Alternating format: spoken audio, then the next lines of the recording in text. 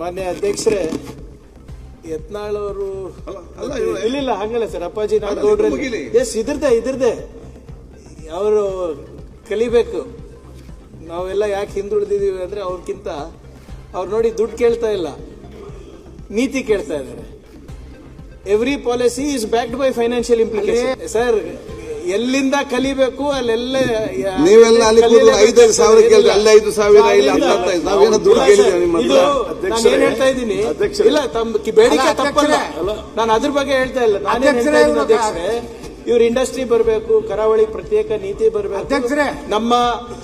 ನಮ್ಮ ರಾಜ್ಯದ ಇಂಡಸ್ಟ್ರಿ ನೀತಿ ಇರ್ಬೋದು, IT ನೀತಿ ಇರ್ಬೋದು, ಬೇರೆ ಬೇರೆ ಪಾಲಿಸಿಗಳಲ್ಲಿ ಇದಾಗಲೇ ಎನ್ಕಂಪಾಸ್ ಆಗಿದೆ.